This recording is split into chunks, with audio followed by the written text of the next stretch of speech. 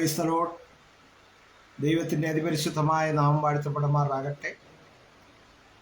Trinity International Prayer Ministry Facebook ലൈവിലൂടെ എന്നെ ശ്രദ്ധിച്ചുകൊണ്ടിരിക്കുന്ന എല്ലാ മാന്യ സ്നേഹിതർക്കും വേഗമരുന്നവനായ യേശു ക്രിസ്തുവിൻ്റെ നിസ്തുല്യമായ നാമത്തിൽ എൻ്റെ സ്നേഹവന്ദനത്തെ അറിയിക്കുന്നു.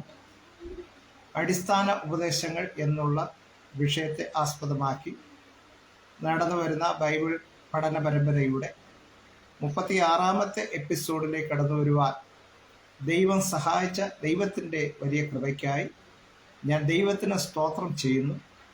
പ്രത്യേക ഇപ്രകാരം ഒരു അവസരം ഒരുക്കി തന്ന ട്രിനിറ്റി ഇൻ്റർനാഷണൽ പ്രയർ മിനിസ്ട്രിയുടെ ചെയർമാനായിരിക്കുന്ന ബഹുമാന്യ കർത്തൃദാസൻ തോമസ് ചെറിയാൻ അവരോടും മറ്റെല്ലാ ഭാരവാഹികളോടുമുള്ള പ്രത്യേകമായ നന്ദിയെ ഞാൻ ഇത്തരുണത്തിൽ രേഖപ്പെടുത്തുന്നു.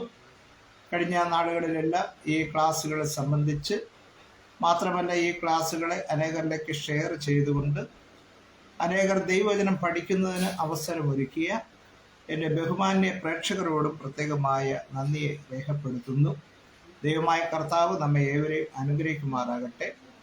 അടിസ്ഥാന ഉപദേശങ്ങളിൽ നമ്മൾ മാനസാന്തരം, സ്നാനം, പരിശുദ്ധാത്മാവിൻ്റെ അഭിഷേകം, കൂട്ടായ്മ, അതുപോലെ തന്നെ വേർപാട് എന്നീ ഉപദേശങ്ങളെയൊക്കെ പഠിച്ചു. കഴിഞ്ഞ ആഴ്ച മുതൽ നമ്മൾ അപ്പം നുറുക്ക് എന്നുള്ള വിഷയത്തെക്കുറിച്ച് നമ്മൾ പഠനം നടത്തുകയായിരുന്നു.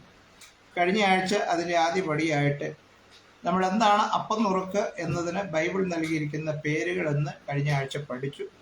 ഒന്ന് ഓർമ്മപ്പെടുത്തുവാനായിട്ട് ആഗ്രഹിക്കുകയാണ്. പ്രധാനമായ പേരുകൾ: ഒന്ന് കർത്താവിൻ്റെ അത്താഴം, 1 കൊരിന്ത്യൻ ലേഖനം 11-ാമത്തെ അധ്യായം അതിൻ്റെ 20-ാമത്തെ വാക്യത്തിൽ അത് പറയും. 2 അപ്പം നുറുക്കൽ എന്ന് കാണുന്നു. അപ്പോസ്തല പ്രവൃത്തി 2:42-ലും 20-ാമത്തെ അധ്യായം 7-ാമത്തെ വാക്യത്തിലും അത് കാണുന്നു. അടുത്ത് കർത്താവിൻ്റെ മേശ എന്ന ഒരു പേര് കാണുന്നു, 1 കൊരിന്ത്യർ 10:21. ഇനി അടുത്തതിൻ്റെ പ്രധാന ഉപദേശപരമായ പ്രാധാന്യം എന്തെന്ന് നമ്മൾ കഴിഞ്ഞ ആഴ്ച 2 കാര്യങ്ങൾ ചിന്തിച്ചു. ഒന്ന്, ഇത് കർത്താവിനാൽ സ്ഥാപിതമായ ഒരു കാര്യമാണ്. മത്തായി സുവിശേഷം 26-26 മുതൽ 29 വരെയുള്ള വാക്യങ്ങളും മർക്കോസിന്റെ സുവിശേഷം 14-ാമത്തെ അധ്യായം 22 മുതൽ 25 വരെയുള്ള വാക്യങ്ങളുമൊക്കെ ഇത് കാണുന്നു. അടുത്ത രണ്ടാമതായി ഇതിൻ്റെ പ്രാധാന്യമെന്ന് പറയുന്നത്, ഇത് മുൻകാല പ്രവാചകന്മാരാൽ പ്രവചിക്കപ്പെട്ട ഒന്നാണ്. കർത്താവായ യേശുക്രിസ്തുവിൻ്റെ കഷ്ടാനുഭവത്തെ ധ്യാനിക്കുന്ന ഒരു ശുശ്രൂഷയാണ്. യേശുക്രിസ്തുവിൻ്റെ കഷ്ടാനുഭവത്തെക്കുറിച്ച് മുൻകാല പ്രവാചകന്മാർ പ്രവചിച്ചിരുന്നു. അത് 22-ാം സങ്കീർത്തനത്തിലും യെശയ്യാ പ്രവചന 53-ാമത്തെ അധ്യായത്തിലും കർത്താവിൻ്റെ ആ കഷ്ടാനുഭവങ്ങളെ പ്രവചനാത്മാവിൽ പ്രവാചകന്മാർ എഴുതിയത് നമുക്ക് കാണുവാനായിട്ട് സാധിക്കും. അടുത്ത ഇത് ആദിമസഭയുടെ ഒരു ഉപദേശമാണ്. അടുത്ത ഒരു പ്രത്യേകത, ഇത് ആദിമസഭയുടെ ഒരു ഉപദേശമാണ്. ഇത് യേശുവിനാൽ സ്ഥാപിക്കപ്പെട്ടതാണ്. മുൻകാല പ്രവാചകന്മാർ പ്രവചിക്കപ്പെട്ട ഒന്നാണ്. അടുത്ത ഇത് ദൈവസഭയുടെ ഒരു ഉപദേശ നടപടിയാണ്. എന്താണ് ഉപദേശം? നമുക്ക് 1 കൊരിന്ത്യർ 11:23 മുതൽ 32 വരെയുള്ള വാക്യങ്ങൾ വായിക്കും. 1 കൊരിന്ത്യർ ലേഖനം 11-ാമത്തെ അധ്യായം വായിക്കാം. 1 കൊരിന്ത്യർ ലേഖനം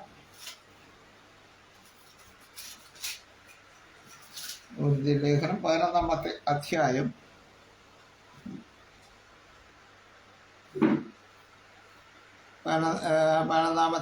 23 മുതലുള്ള വാക്യങ്ങൾ വായിക്കുന്നു.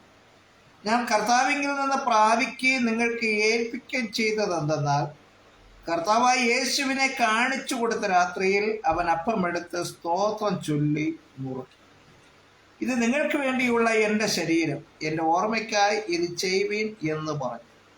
അവണ്ണം തന്നെ അവൻ അത്താഴം കഴിഞ്ഞ ശേഷം പാനപാത്രവും എടുത്തു, ഈ പാനപാത്രം എൻ്റെ രക്തത്തിൻ പുതിയ നിയമമാകുന്നു, ഇത് കുടിക്കുമ്പോഴൊക്കെയും എൻ്റെ ഓർമ്മയ്ക്കായി ചെയ്യുവിൻ എന്ന് പറഞ്ഞു. അങ്ങനെ നിങ്ങൾ ഈ അപ്പം തിന്നുകയും പാനപാത്രം കുടിക്കുകയും ചെയ്യുമ്പോഴൊക്കെയും കർത്താവ് വരുവോളം അവൻ്റെ മരണത്തെ പ്രസ്താവിക്കുന്നു. അതുകൊണ്ട് അയോഗ്യമായി അപ്പം തിന്നുകയോ കർത്താവിൻ്റെ പാനപാത്രം കുടിക്കുകയോ ചെയ്യുന്നവരെല്ലാം കർത്താവിൻ്റെ ശരീരവും രക്തവും സംബന്ധിച്ച് കുറ്റക്കാരനാകും.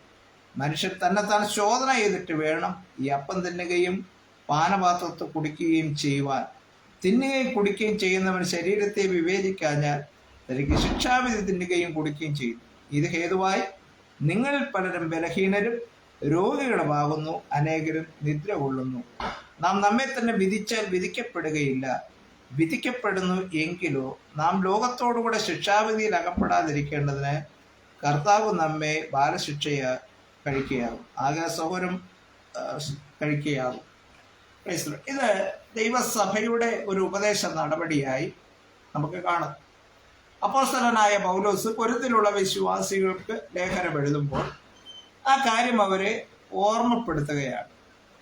അടുത്ത 1 കൊരിന്ത്യർ 10:16 മുതൽ 17 വരെയുള്ള വാക്യങ്ങളും ഒന്ന് വായിക്കുവാനായിട്ടായി. 10:16 മുതൽ 17 വരെയുള്ള വാക്യം.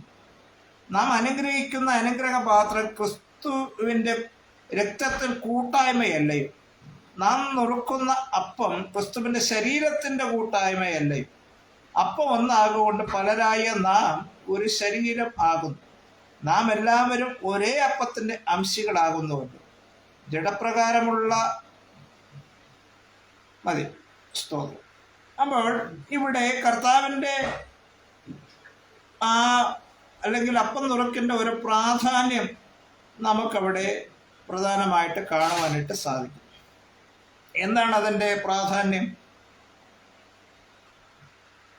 അവിടെ പറയും, നാം അനുഗ്രഹിക്കുന്ന അനുഗ്രഹപാത്രം ക്രിസ്തുവിൻ്റെ രക്തത്തിൻ്റെ കൂട്ടായ്മയല്ലേ. അപ്പോൾ അപ്പം നുറുക്കുന്ന ഈ കൂട്ടായ്മയിൽ നാം പങ്കുചേരുമ്പോൾ അവിടെ പറയുന്നത് നാം അനുഗ്രഹിക്കുന്ന അനുഗ്രഹപാത്രം, അതായത് നാം വീഞ്ഞ് അനുഗ്രഹിച്ച് നൽകുകയാണ്. അപ്പോൾ അനുഗ്രഹിക്കുന്ന അനുഗ്രഹപാത്രം ക്രിസ്തുവിൻ്റെ രക്തത്തിൻ്റെ കൂട്ടായ്മയല്ലയോ? അനുഗ്രഹപാത്രം നമുക്കായി ചൊരിയപ്പെട്ട യേശുക്രിസ്തുവിൻ്റെ രക്തത്തിൻ്റെ കൂട്ടായ്മയല്ലയോ? അപ്പം നേരത്തെ നമ്മൾ പല കാര്യങ്ങളൊക്കെ കൂട്ടായ്മയെക്കുറിച്ച് പറഞ്ഞു. അതോടൊപ്പം തന്നെ ഈ അപ്പം നുറുക്കൽ പങ്കെടുക്കുന്നവർ അവർ യേശുക്രിസ്തുവിൻ്റെ രക്തത്തിൻ്റെതായ ഒരു കൂട്ടായ്മയിലേക്ക് വരും. അടുത്ത് പറയുകയാണ്, നാം നുറുക്കുന്ന അപ്പം ക്രിസ്തുവിൻ്റെ ശരീരത്തിൻ്റെ കൂട്ടായ്മയല്ലയോ? അപ്പോൾ അപ്പം നുറുക്കുന്ന ശുശ്രൂഷയിൽ പങ്കെടുക്കുന്ന ഒരുവൻ യേശുക്രിസ്തുവിൻ്റെ നുറുക്കപ്പെട്ട ശരീരത്തോടും യേശുക്രിസ്തുവിൻ്റെ ശരീരത്തിൽ നിന്ന് ഒഴുക്കപ്പെട്ട രക്തത്തോടും ഒരു കൂട്ടായ്മ ആചരിക്കുകയാണ്, അല്ലെങ്കിൽ അതിനോട് കൂട്ട് ചേരുകയാണ് എന്ന് അപ്പോസ്തലൻ ഇവിടെ പറയുക. അടുത്തതിൻ്റെ പ്രാധാന്യം, അപ്പം ഒന്നാകെ കൊണ്ട്. ഏതപ്പം? നമുക്ക് വേണ്ടി നുറുക്കപ്പെട്ട ക്രിസ്തുവിൻ്റെ ശരീരമാകുന്ന അപ്പം. ആ അപ്പം ഒന്നാകെ കൊണ്ട്, അതായത് നുറുക്കപ്പെട്ട ശരീരമാകുന്ന യേശുക്രിസ്തുവിൻ്റെ ശരീരം അത് ഒന്നാകെ കൊണ്ട് പലരായ നാം ഒരു ശരീരം ആകുന്നു. അപ്പോൾ അപ്പം നുറുക്ക കൂട്ടായ്മയിൽ പങ്കെടുക്കുന്നതിൻ്റെ പ്രാധാന്യം അവിടെ പറയാം. അപ്പം ഒന്നാകെ കൊണ്ട് ക്രിസ്തു പലരായ നാം, യേശുക്രിസ്തുവിനെ സ്വീകരിക്കുന്നവരെല്ലാം പലരാണ്. പണ്ട് കാലത്ത് ദൈവജനം എന്ന് പറഞ്ഞാൽ ഒറ്റ ജാതിയെ ഉണ്ടായിരുന്നുള്ളൂ, അത് ഇസ്രായേൽ ജാതിക്കാർ മാത്രം. എന്നാൽ ഇന്ന് ദൈവമക്കൾ എന്നുള്ള നിലയിൽ അവകാശം ലഭിച്ചവർ ലോകത്തിൽ മറ്റെല്ലാ ലോകപ്രകാരമുള്ള ഏത് ജാതിയിലോ മതത്തിലോ ഏത് വർണ്ണത്തിലോ കുലത്തിലോ വിദ്യാഭ്യാസമുള്ളവനോ ഇല്ലാത്തവനോ ആരോ ആയിക്കൊള്ളട്ടെ, അവർ കർത്താവിങ്കിലേക്ക് വരുമ്പോൾ പലരായ നാം ക്രിസ്തുവിനൊരു ശരീരമാണ്. അപ്പൊ യേശുവിങ്കിലേക്ക് വരുമ്പോൾ പലത് ഒന്നായി മാറും. പിന്നെ ഒരേ ലക്ഷ്യം. പല നദികൾ പലയിടത്തുനിന്ന് വന്നിട്ട് ഒരു വലിയ നദിയിലേക്കൊന്ന് ചേരുമ്പോൾ പിന്നെ ഒറ്റ നദിയായി ഒഴുകുന്നത് പോലെ നമ്മൾ പലരായ നാം യേശുവിങ്കിലേക്ക് വരുമ്പോൾ പിന്നെ ഒന്നായി മാറും. അതാണ് ഇവിടെ കാണുന്നത്. നാം പലരായ നാം ഒരു ശരീരമാകുന്നു, നാം എല്ലാവരും ഒരേ അപ്പത്തിൻ്റെ അംശികളാകുന്നുവല്ലോ. അപ്പം പലരായ നാം ക്രിസ്തുവിൻ്റെ ശരീരത്തിൻ്റെ ഒരേ അംശികളായി മാറുന്നു. നാം ഒരപ്പൻ്റെ മക്കളും ഒരപ്പത്തിൻ്റെ അംശികളുമായി മാറും. കർത്താവിങ്കിലേക്ക് വരുന്നവന് പിന്നെ വിഭാഗീയതയില്ല, ഉച്ചനീചത്വങ്ങളില്ല, മറ്റ് പലവിധമായ വ്യത്യാസങ്ങളില്ല. എന്ന കാലക്രമത്തിൽ പലയിടങ്ങളിൽ പലവിധമായ വ്യത്യാസങ്ങൾ കണ്ടുവരും. മാനുഷികപരമായ അത്തരം കാര്യങ്ങളെ ഒന്നും ദൈവം അംഗീകരിക്കുന്നു.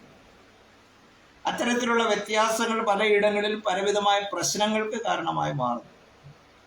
എന്നാൽ കർത്താവിനെ അറിഞ്ഞവർ ഒരു കാര്യം ചിന്തിച്ചു കൊള്ളണം, നാം പലരാണെങ്കിലും യേശുവിങ്കിലേക്ക് വരുമ്പോൾ ഒരു ശരീരമായി മാറും.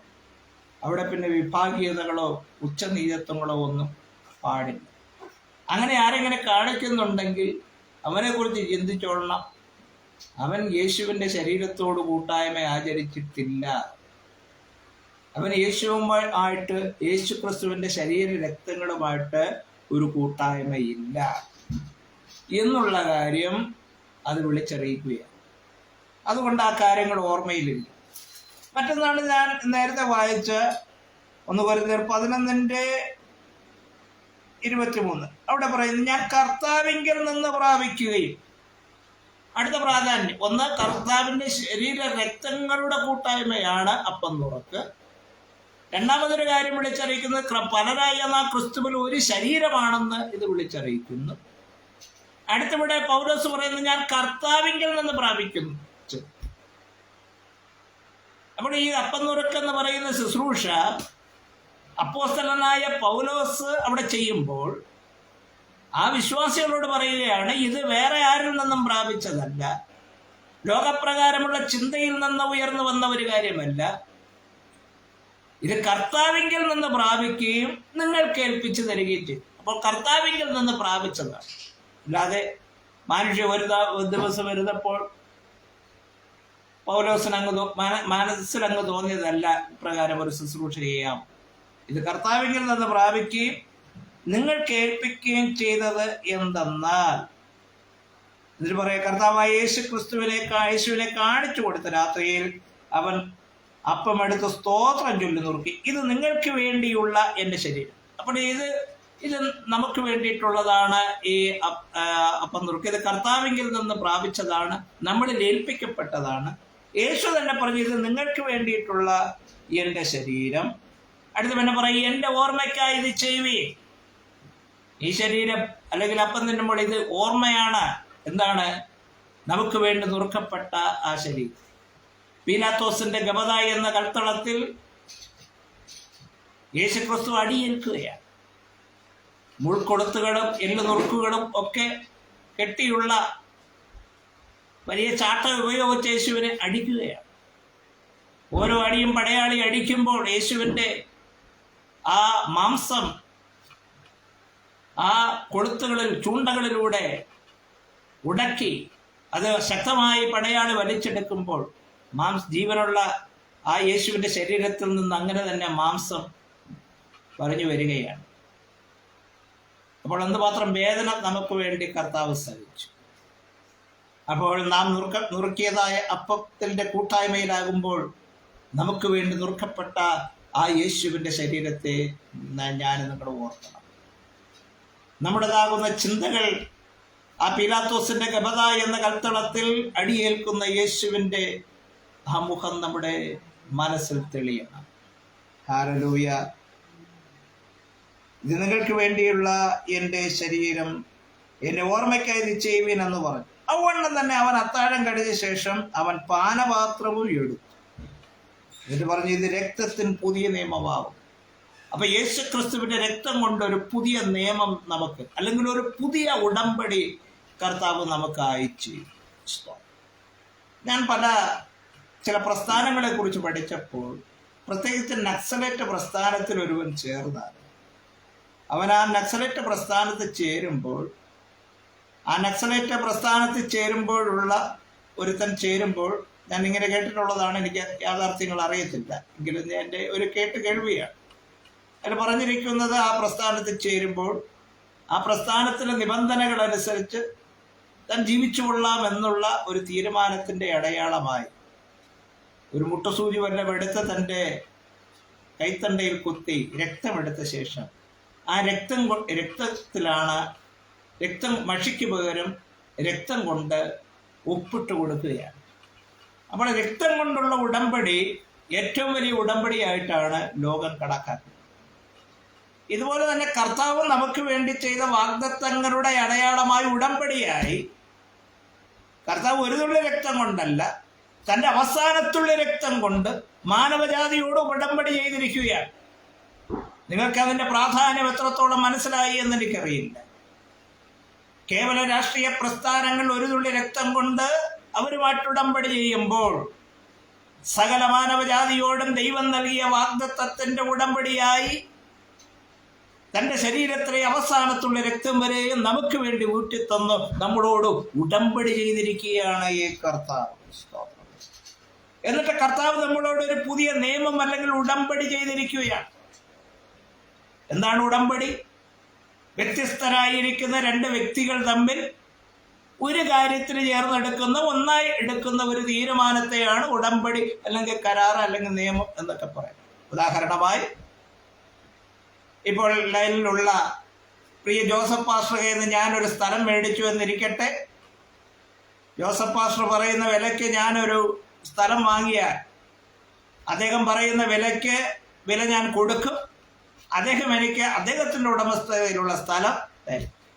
അപ്പോൾ അത് സ്ഥലം തരുമ്പോൾ വെറുതെ അല്ല, ഞങ്ങൾ രണ്ടുപേരും കൂടെ ചേർന്ന് ആധാരമെഴുത്ത് ഓഫീസിൽ പോയിട്ട് ആധാരമെഴുത്തുകാർക്ക് അതിൻ്റെ വാചകങ്ങളൊക്കെ അറിയാം. ഇന്നടത്ത് ഇന്ന താലൂക്കിൽ ഇന്ന വ്യക്തി, ഇന്നാരുടെ മകൻ ഇന്ന തൊഴിൽ, ഇത്ര വയസ്സുള്ളയാൾ, ഇന്നയാൾ ഇന്നയുടെ പേർക്ക് എഴുതി കൊടുക്കുന്ന രേഖ എന്ന് പറഞ്ഞിട്ട് ഞങ്ങൾ രണ്ടാളും ചേർന്ന് അവിടെ ഒപ്പിട്ട് രജിസ്ട്രാറുടെ മുമ്പിലും പോയിട്ട് പ്രിയ ജോസഫ് പാസ്റ്റർ ഒപ്പിട്ട് ഇനി തരും. അങ്ങനെ ഒപ്പിട്ട് കഴിഞ്ഞാൽ പിന്നെ എനിക്കൊരു ഉടമസ്ഥാവകാശമുണ്ട്. കാരണം ഞങ്ങൾ ഒന്ന് ചേർന്ന് എഴുതിയ ഒരു കരാർ ഒപ്പിട്ട് മേടിച്ചിരിക്കുക. ഇതുപോലെ തന്നെയാണ് കർത്താവ് മാനവജാതിയോട് തൻ്റെ രക്തം കൊണ്ട് ഉടമ്പടി ചെയ്ത് നമുക്ക് നൽകി തന്നിരിക്കുക. ഇത് രണ്ട് കാര്യമുണ്ട്. ഈ ഉടമ്പടിയിൽ നിന്ന് എനിക്കും നിങ്ങൾക്കും വ്യതിചലിക്കുവാനായിട്ട് സാധിക്കുകയില്ല. ഇതൊരു പുതിയ നിയമ ഉടമ്പടിയാണ്. പഴയ നിയമത്തിൽ ഉടമ്പടി പലപ്പോഴും ചെയ്യുന്നത് അബ്രഹാമിനോടൊക്കെ ചെയ്ത ഉടമ്പടിയുടെ അടയാളമായി അവിടെ യാഗം കഴിച്ചാണ് നിയമം അതാണ് യാഗം കഴിച്ചെന്നോട് നിയമം ചെയ്ത വിശുദ്ധന്മാരെ എൻ്റെ അടുക്കൽ കൂട്ടുവരും. അവിടെ യാഗത്തിലൂടെയായിരുന്നു കർത്താവിനോടുള്ള ഉടമ്പടി പാലിച്ചിരുന്നത്. എന്നാൽ യേശുക്രിസ്തുവിന്റെ കാൽവരി മരണത്തിലൂടെ ഒരു പുതിയ ഉടമ്പടി നമുക്ക് നൽകി. ഇന്ന് നമ്മൾ കാളകളുടെ ആറ്റുകൊറ്റന്മാരുടെ രക്തം ദൈവത്തിങ്കിലേക്ക് സമർപ്പിക്കേണ്ട, മറിച്ച് മാനവജാതിക്ക് വേണ്ടി കർത്താവ് തന്നെ അവസാനത്തുള്ള രക്തം വരെ ഊറ്റിത്തന്നു. അങ്ങനെ ഒരു പുതിയ ഉടമ്പടി നമുക്കായി ചെയ്തു. അപ്പം നുറുക്കുന്നുള്ള കൂട്ടായ്മയിൽ പങ്കെടുക്കുമ്പോൾ ആ പുതിയ ഉടമ്പടി നമുക്ക് ചെയ്തതിൻ്റെ അടയാളം കൂടെയാണെന്നുള്ള കാര്യം നമ്മൾ മനസ്സിലാക്കണം. അതാണ് രക്തത്തിൽ പുതിയ നിയമമാകുന്നു. ഇത് കുടിക്കുമ്പോഴൊക്കെ എൻ്റെ ഓർമ്മയ്ക്കായി ചെയ്യുവിൻ. അപ്പോൾ ആ പുതിയ ഉടമ്പടിയുടെ രക്തം നമുക്കായി കർത്താവ് ചെയ്ത ആ പുതിയ നിയമത്തിൻ്റെ ആ രക്തം കൊണ്ട് സ്ഥാപിക്കപ്പെട്ട ആ നിയമത്തിലേക്ക് ഞാൻ നിങ്ങൾ വരികയാണ്. എന്നിട്ട് ഇതെൻ്റെ ഓർമ്മയ്ക്കായി. അപ്പോൾ ഇത് ചെയ്യുമ്പോൾ ഓർക്കണം, കർത്താവ് എനിക്കായി ചൊരിഞ്ഞ അല്ലെ കർത്താവ് എന്നോട് ചെയ്ത ഒരു പുതിയ ഉടമ്പടിയുടെ ഒരു രക്തത്തിൻ്റെ പുതിയ നിയമത്തിലേക്ക് ഞാൻ വന്നിരിക്കുകയാണ്. എനിക്കിതിൽ നിന്നും ഒരിക്കലും മാറാവുന്നതല്ല. അതുകൊണ്ട് ഒരിക്കലും ഈ കർത്തൃമേശ ശുശ്രൂഷയിൽ ലാഘവത്തോടുകൂടെ പങ്കെടുക്കരുത് എന്ന് കർത്താവിൻ്റെ വചനം നമ്മെ ഓർമ്മിപ്പിക്കുന്നു. അങ്ങനെ നിങ്ങൾ ഈ അപ്പം തിന്നുകയും പാനപാത്രം കുടിക്കുകയും ചെയ്യുമ്പോഴൊക്കെ കർത്താവ് വരുവോളം അവൻ്റെ മരണത്തെ പ്രസ്താവിക്കും. ഇത് വരുവോളം ചെയ്യേണ്ടതായ ഒരു ശുശ്രൂഷയാണ്. സ്നാനം എന്നുള്ള ശുശ്രൂഷ വിശ്വസിക്കുന്നവൻ ഒരിക്കലായി ഏൽക്കേണ്ടതായ ഒരു ശുശ്രൂഷയാണെങ്കിൽ, അപ്പം നുറുക്കെന്ന് പറയുന്ന ശുശ്രൂഷ ഇത് കർത്താവിൻ്റെ വരവോളം, അതാണ് പറയുന്നത്. ഞാൻ വരുവോളം അവൻ്റെ മരണത്തെ പ്രസ്താവിക്കുന്നു. കർത്താവിൻ്റെ ഒരു മരണത്തെ, കർത്താവിൻ്റെ മരണം എന്തിനു വേണ്ടിയിട്ടാണ്, കർത്താവ് എന്തിനു വേണ്ടിയിട്ടാണ് മരിച്ചത് എന്നുള്ള കാര്യം അത് പ്രസ്താവിക്കുകയാണ്. എന്തിനു വേണ്ടിയിട്ടാണ് കർത്താവ് മരിച്ചത്? ഹല്ലേലൂയ. യേശുക്രിസ്തു എന്തെങ്കിലും ദുഷ്പ്രവൃത്തി ചെയ്തിട്ടാണോ മരിച്ചത്? അല്ല, മറിച്ച് യേശുക്രിസ്തുവിൻ്റെ മരണം ഒരു പ്രായശ്ചിത്ത മരണമാണ്. യേശുക്രിസ്തുവിൻ്റെ മരണം ഒരു പകരക്കാരനായിട്ടുള്ള മരണമാണ്. എന്താണ് പ്രായശ്ചിത്തം? ഹല്ലേലൂയ. പ്രായശ്ചിത്തം എന്ന് പറഞ്ഞാൽ ഒരുവരൊരു തെറ്റ് ചെയ്ത് കഴിഞ്ഞാൽ, ഉദാഹരണമായി ഞാനൊരുത്തൻ്റെ കയ്യിൽ നിന്ന് 5000 രൂപ മോഷ്ടിച്ചു എന്നിരിക്കട്ടെ, ഞാൻ അവനോട് അങ്ങനെ പ്രായശ്ചിത്തം ചെയ്യുമെന്ന് ചോദിച്ചാൽ ആ തെറ്റിൽ നിന്നൊരു വിമോചനം വേണമെങ്കിൽ ഞാൻ പ്രായശ്ചിത്തം ചെയ്യണം. എങ്ങനെ ചെയ്യണം? 5000 രൂപ മോഷ്ടിച്ചെങ്കിൽ 5000 രൂപ അതിന് പലിശയും ചേർത്ത് ഞാൻ ആരുടെ കയ്യിൽ നിന്നാണോ മോഷ്ടിച്ചത് അവിടെ കൊണ്ടുവന്ന് ഞാൻ ആ പൈസ കൊടുക്കുമ്പോൾ ഞാൻ പ്രായശ്ചിത്തം ചെയ്യുക. ഇന്ന് സോഷ്യൽ മീഡിയയിലും ഒക്കെ വളരെ ചർച്ചയായിരിക്കുന്ന ഒരു കാര്യമാണ്. സൗദി അറേബ്യയിൽ ഒരു മനുഷ്യനെ തൂക്കുകയറുന്നെന്ന് രക്ഷിക്കുവാൻ ബോബി ചെമ്മണ്ണൂര് 34 കോടി രൂപ സമാഹരിച്ചു. അത് ഒരർത്ഥത്തിൽ ഒരു പ്രായശ്ചിത്തമാണ്. ആ പ്രായശ്ചിത്തം ചെയ്യുവാൻ ആ ജയിലിൽ കിടക്കുന്ന വ്യക്തിക്ക് സാധിക്കില്ല. അതിന് പകരക്കാരനായിട്ട് ബോബി ചെമ്മണ്ണൂർ ആ പ്രായശ്ചിത്ത തുക കണ്ടെത്തി. അദ്ദേഹം കണ്ടെത്തിയത് അദ്ദേഹത്തിൻ്റെ ബിസിനസ് സാധ്യതകളും മറ്റും ഉപയോഗപ്പെടുത്തിക്കൊണ്ട് അദ്ദേഹം തിരുവനന്തപുരം മുതൽ ഇങ്ങനെ വാഹനത്തിൽ സഞ്ചരിച്ച് അനേകരോടത് പറഞ്ഞ് പല മീഡിയയിലൂടെ മനുഷ്യരോട് ചോദിച്ച് അദ്ദേഹം 34 കോടി രൂപ സമാഹരിച്ചു. ഇനി ആ തുക കൊണ്ട് കൊടുക്കുമ്പോൾ അദ്ദേഹം ജയിലിൽ നിന്ന് കുറ്റത്തിൽ നിന്ന് വിമോചനം പ്രാപിച്ചു. പ്രിയമുള്ളവരെ, ഞാൻ നിങ്ങൾ ചെയ്ത പാപത്തിന് സ്വർഗീയ കോടതിയിൽ പ്രായശ്ചിത്തമായി കെട്ടിവെക്കുവാൻ നമ്മുടെ കയ്യിലൊന്നുമില്ല. സ്തോത്രം. ഞാൻ നിങ്ങളുമെല്ലാം അശക്തരാണ്. എന്നാൽ നമുക്ക് വേണ്ടി പ്രായശ്ചിത്തമായി തന്റെ അവസാനത്തുള്ള രക്തമുരേ കാൽവറിയിച്ചു. ആ പ്രായശ്ചിത്തമായ ആ ക്രിസ്തു നൽകിയ പ്രായശ്ചിത്തത്തിലൂടെ നമുക്കും ഒരു വിമോചനം സാധ്യമായി. ആ പ്രായശ്ചിത്തം എങ്ങനെ നമുക്ക് സ്വന്തമാക്കാം? യേശുവിൽ വിശ്വസിക്കുന്നതിലൂടെ, യേശുവിനെ രക്ഷകനായ കർത്താവായി സ്വീകരിക്കുന്നതിലൂടെ. ഹല്ലേലൂയ. യേശു ക്രിസ്തു നൽകിയ ആ പ്രായശ്ചിത്ത ബലിയിലൂടെ നമ്മൾ വിമോചനം പ്രാപിക്കുകയാണ്.